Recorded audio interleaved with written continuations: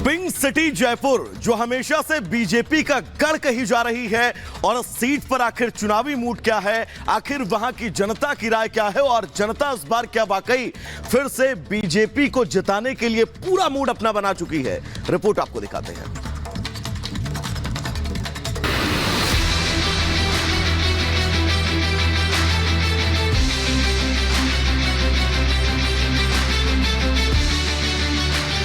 जयपुर राजस्थान का पिंक शहर जो बेहद ही खूबसूरत शहरों में से एक है।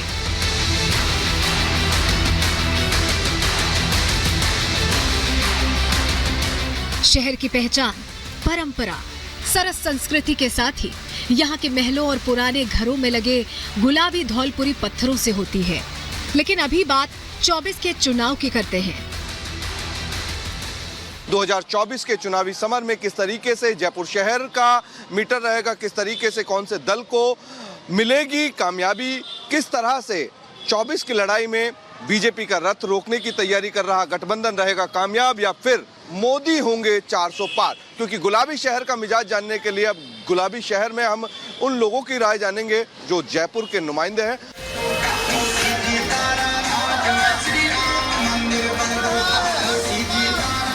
चारों ओर से दीवारों और परकोटों से घिरी राजस्थान की राजधानी जयपुर पर हमेशा से ही बीजेपी का स्ट्रॉन्ग होल्ड रहा है। लेकिन 24 के इस महामुकाबले में माहौल क्या है? इस बार पिंक सिटी के लोगों के दिलों में क्या है?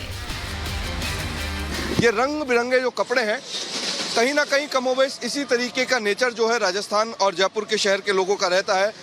रंगीन और गुलाबी कपड़े आपको यहाँ पे दिखाएंगे। ट्रेडिशनल आपको जो यहाँ विरासत के रंग हैं वो आपको दिखाई देंगे, और तमाम विरासत के रंगों को समेटे हुए ये कपड़ों की दुकान में बैठे हुए लोग जो हैं वो गुलाबी शहर के लोकसभा सीट का वो मिजाज बताएंगे जहाँ से शुरुआत कहीं ना कहीं प्रधानमंत्री नरेंद्र मोदी 3 से 4 महीने पहले कर चुके थे।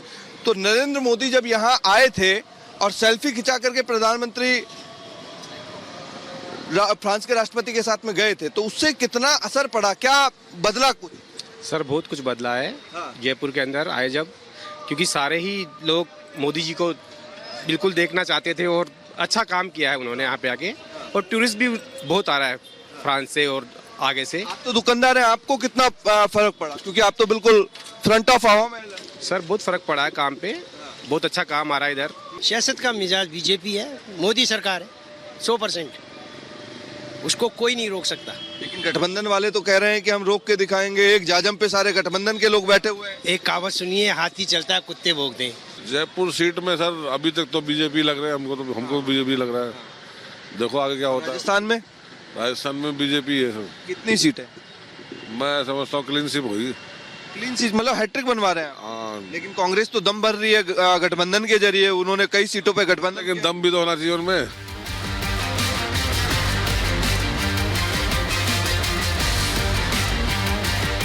हम दुकान से निकलकर जब बाहर आए तो कैमरा देख ही लोगों के बीच चुनावी चर्चा शुरू हो गई।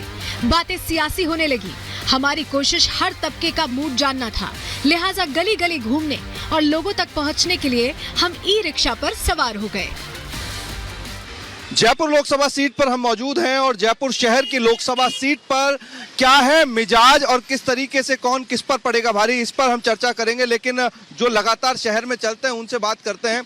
कोई चर्चा होती है कि वोट वगैरह की? अब चुनाव आ चुके हैं। हाँ, चुनाव करती है, सवारियाँ करती हैं।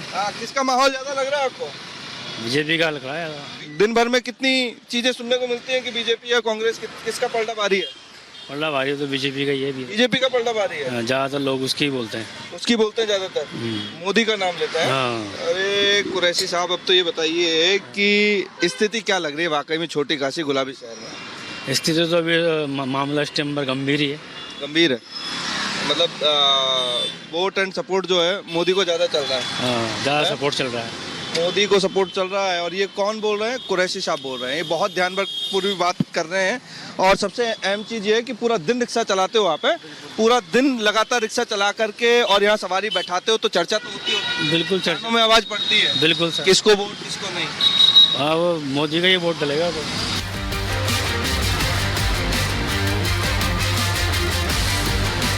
चुनावी माहौल में सियासी चर्चा अगर कहीं सबसे ज्यादा होती है तो वो चाय का अड्डा होता है। जहां चाय की चुस्की के साथ लोग चुनावी गपशप करते हैं। हम भी वहां पहुंचे। अब हम पहुंचे हैं साहू रेस्टोरेंट, साहू की चाय, जहां पे प्रधानमंत्री नरेंद्र मोदी ने बैठ करके न सिर्फ चाय पी थी, चाय की चुस्की ली थी, बल्कि वो चाय की चुस्की फ्रांस के राष्ट्रपति को भी लगा दी थी। तो कुछ लोग हैं, अरे भाई एक टेबल मुझे भी मिल जाएगी क्या बैठने के लिए? पहले तो इनसे बात करेंगे, एक बार आप तकलीफ आपको दूंगा थोड़ी सी। तो यार आपकी चाय के चर्चे तो जो है प्रधानमंत्री नरेंद्र मोदी ने शुरू किए और उसके बाद फ्रांस तक पहुंच गए। सर बिल्कुल बिल्कुल उनका आशीर्वाद है। मतलब आप तो अटल जी के टाइम से चाय पिलाते आ रहे हैं। वो शुरू से पिला रहे हैं सर, पीढ़ी दर पीढ़ी चौथ।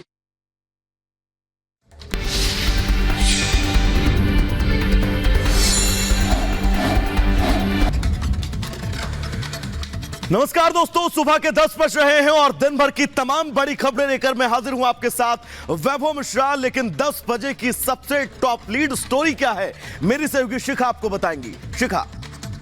बिल्कुल वैभव, बड़ी खबर के साथ बुलेटिन की शुरुआत करते हैं। यूपी के पूर्व डीजीपी विजय कुमार बीजेपी में शामिल हो गए हैं। पत्नी के साथ बीजेपी में शामिल हुए हैं। ब्रजेश पाठक की मौजूदगी में शामिल हुए हैं। समाजवादी पार्टी और बीएसपी के कार्यकर्ता भी शामिल हुए हैं। बड़ी खबर आपको बता रहे हैं। देखिए किस तरीके से जोड़ तोड़ की राजनीति भी यहाँ पर चल रही है। लगातार हर पार्टी अपनी कश्मकश में जुटी हुई है, जद्दोजहद में जुटी हुई है, कोई कोर कसर नहीं छोड़ना चाहती है। ऐसे में बड़ी खबर आपको बता दें, यूपी के पूर्व डीजीपी विजय कुमार बीजेपी में शामिल हो गए हैं। पत्नी के साथ बीजेपी में शामिल हुए, ये उसी की तस्वीरें आपको दिखा रहे हैं। लखनऊ बीजेपी दफ्तर की ब्रजेश पाठक की मौजूदगी में शामिल हुए हैं। आप देख सकते हैं ब्रजेश पाठक जो स्वागत कर रहे हैं यूपी के पूर्व डीजीपी विजय कुमार का। समाजवादी पार्टी और बीएसपी के भी कई कार्यकर्ता शामिल हुए हैं। ये देखिए यूपी के पूर्व डीजीपी विजय कुमार जो बीजेपी में शामिल हुए हैं अपनी पत्नी के साथ, और कई कार्यकर्ता भी आप देख रहे हैं जो समाजवादी पार्टी और बीएसपी के हैं। पार्टी मुख्यालय में आप सबका हृदय से स्वागत करता हूं, अभिनंदन करता हूं और बधाइयां भी देता हूं। आज बहुत ही महत्वपूर्ण लोगों ने पार्टी की सदस्यता ग्रहण की है। मनोज अग्रवाल जी बहुत ही वरिष्ठ नेता हैं, सामाजिक कार्यकर्ता हैं, एमएलसी रहे हैं। इनकी पत्नी अभी फर्रुखाबाद से चेयरमैन है नगर पालिका की। नीरज सेंगर जी नगर पंचायत के सोसर के अध्यक्ष हैं फतेहपुर जनपद में। तो लगातार बीजेपी के बढ़ते कुनबे के बीच आपने ब्रजेश पाठक को सुना। अब आगे बढ़ेंगे और बात करेंगे तृणमूल कांग्रेस और बीजेपी के कार्यकर्ताओं के बीच हुई नोकझोंक की। दरअसल दुर्गापुर में भारतीय जनता पार्टी और तृणमूल कांग्रेस के कार्यकर्ताओं के बीच तीखी नोकझोंक हुई है। बड़ी खबर अपने दर्शकों को बता दें, बीजेपी और तृणमूल कांग्रेस के कार्यकर्ताओं में दरअसल ये नोकझोंक हुई है। दिलीप घोष के समर्थन में तमाम कार्यकर्ता एक जगह पर एकजुट हुए थे। दिलीप घोष के दफ्तर के बाहर ही तृणमूल कांग्रेस के कुछ कार्यकर्ता पहुंचते हैं और ये नोकझोंक की वो तस्वीर पश्चिम बंगाल के अंदर आप देख सकते हैं। और इन तस्वीरों के जरिए आप अंदाजा लगाइए कि तृणमूल कांग्रेस के कार्यकर्ता प्रचार करने से भी कहीं ना कहीं से लगातार परेशान कर रहे हैं। और सबसे बड़ी बात यह है कि इन तस्वीरों के बीच फिलहाल अभी तक कोई कार्रवाई नहीं हुई है तृणमूल कांग्रेस के कार्यकर्ताओं पर।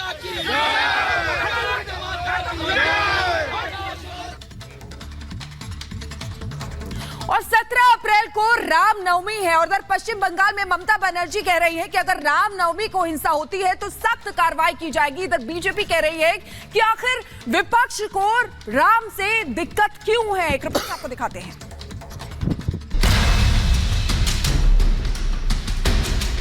इनकी क्या दुश्मनी है प्रभु राम से, इनकी क्या दुश्मनी है अयोध्या से। 19 तारीखे ভোট, 17 তারিখে দাঙ্গা করবে। তোমাদের তো রাম কানে কানে বলে দিয়ে যায়নি তুমি দাঙ্গা করো।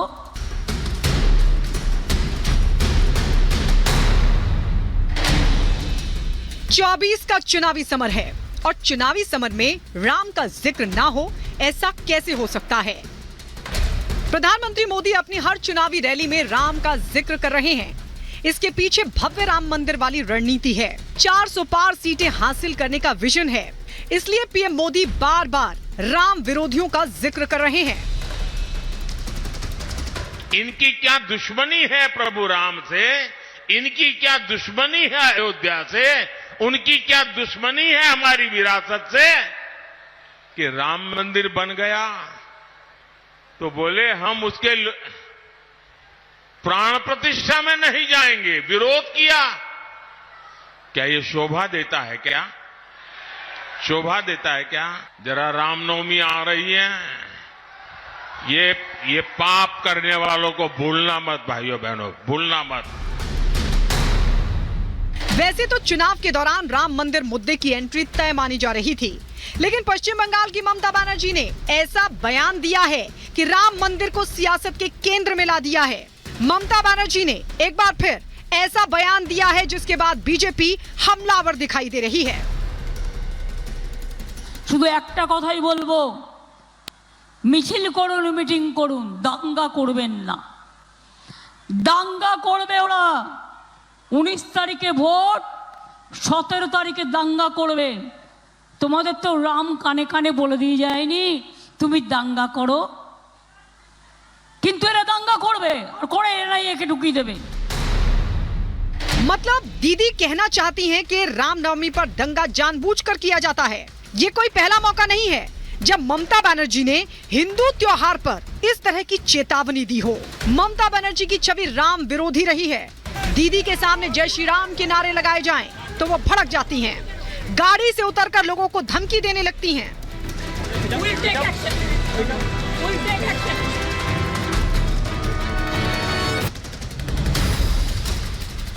साल 2023 की तस्वीर भी आपको याद होगी, जब रामनवमी समारोह के दौरान बंगाल में कई जगह हिंसा की तस्वीरें सामने आई थीं। रामनवमी के जुलूस पर पत्थरबाजी के साथ ही कई जगहों पर आगजनी की घटना को अंजाम दिया गया था, गाड़ियों में तोड़फोड़ की गई थी। उस वक्त भी दीदी ने चुप्पी साध ली थी।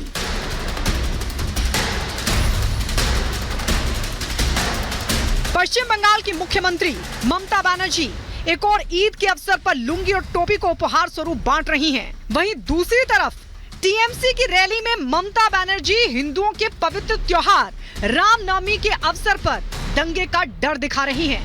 चुनाव का मौसम है, ऐसे में दीदी के बयान के पीछे कहीं ना कहीं वोट वाली सियासत दिखाई दे रही है।